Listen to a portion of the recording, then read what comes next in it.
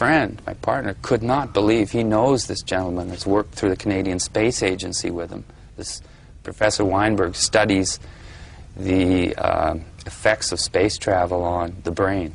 Right. And shapes, and whether they, you know, why they come home depressed.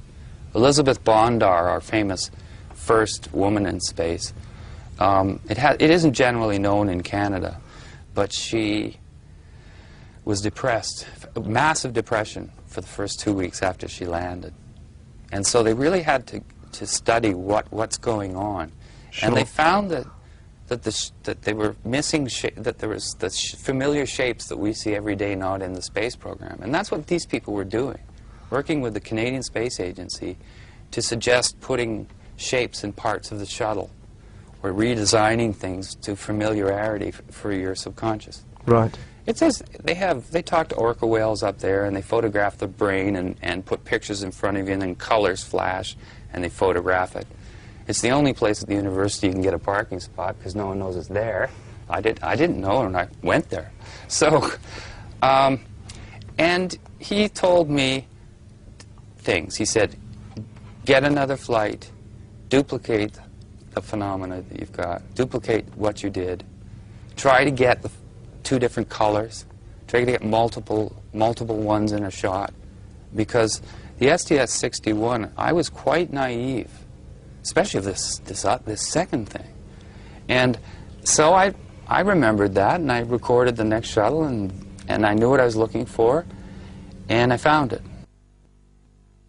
You mentioned something to me earlier about the lighting conditions and the fact that you felt they were self-illuminating. Well, I needed, yes, at first I actually thought, you know, I was my own worst skeptic. I've learned that in television. You know, you don't present anything unless you're totally researched and sure. But I began to discover that these were appearing in dark, when the camera, you know, when the sun went down, when the sun came up, when there was refraction, when there wasn't refraction. I found them under every lighting condition, and my only conclusion from looking at the video and continually looking at it is obviously they're self-illuminating. Did they change at all under those different lighting conditions when apertures change, or the sun goes down, or the craft's in a different position? Do they appear to be any different? No, in fact they appear to differ just from every time you capture them. Sometimes you capture them when they seem to have slowed down and you see more of a craft structure. When they're moving very quickly, you'll see this long streak. Right. But the interesting thing is, after after 1,000 of them, and I still photographed them, you lay them side by side and you start to see common things. You start to see markings. You start to see kind of shape. You know, it's not... So you've almost been able to classify them in a way. Well, actually, I've been calling them the second phenomena, but the way I see this is everything to date that has been shot by humans from here, from the ground, I call one. That's one. The space phenomena, the spheres, outer space, that's shot from NASA's cameras is 2, and I thought it would stop at 2. But this phenomena I call number 3. There are 2 space phenomena.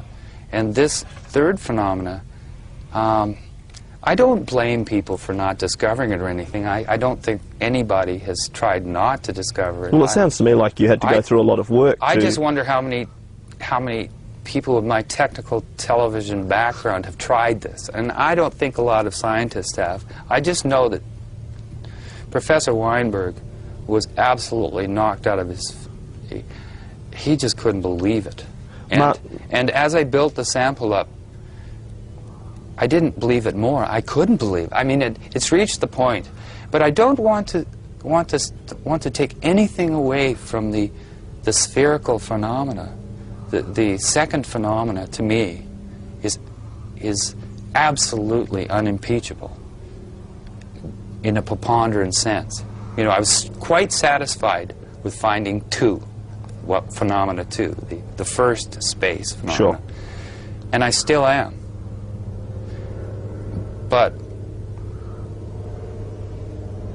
this third phenomena is so against all of what we expect it to be that it's intrigued me much more. It's no archetype. No. Martin, going back a little way, you mentioned being your own worst critic, if you like, or debunker.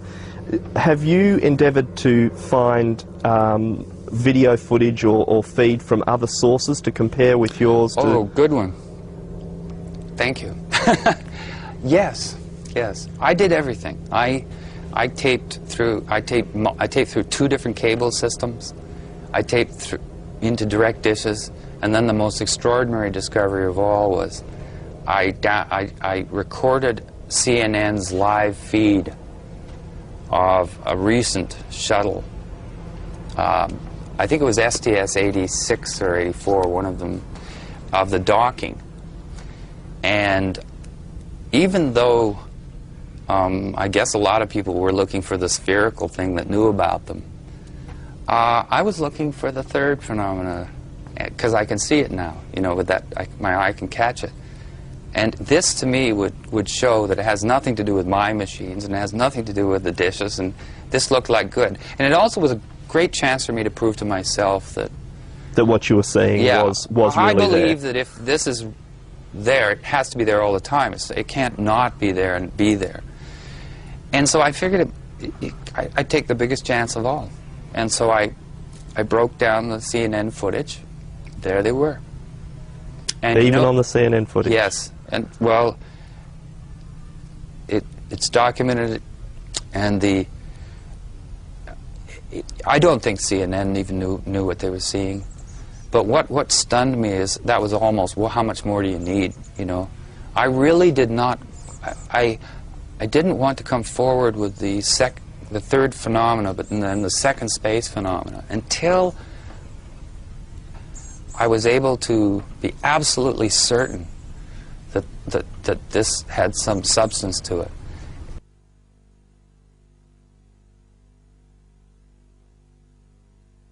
I didn't want to lose the second phenomena. I didn't want someone to get diverted on this, shoot it down, and then say, well, that means that incredible spherical phenomena that is I also documented in great abundance. I didn't want that to be dissed. After you'd collected this material, you mentioned the gentleman at the planetarium that decided that he didn't want to talk about it. Yeah. Have you spoken to any other? Have you spoken to NASA or any qualified people there that might be prepared to comment on what you've seen? It's so hard to tell this story, but again, I then met a physicist from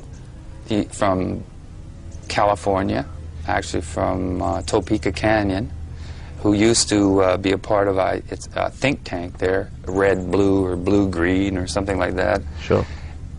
Who cares what it's called? But the fact is, he was very, very interested in the scientific end as well. We stayed away from anyone that was going to have gray aliens and things in it. You know, we were really looking to substantiate it as just there. And he started corresponding with the astrochemistry department at the Jet Propulsion Laboratory. And the extraordinary thing about that is that he didn't communicate on my behalf with just that department. He communicated with the head of the astrochemistry department. And I've turned over the documentation which outlines the whole set of email conversations in which at no time does he say that the spherical phenomena is not on the tape. What he does is basically comment accepting the premise. Do the emails discuss both phenomena or just the spheres? No, that's the interesting thing. We decided that, you know, that it would be better to continue our work, which is massive. I have massive amounts from every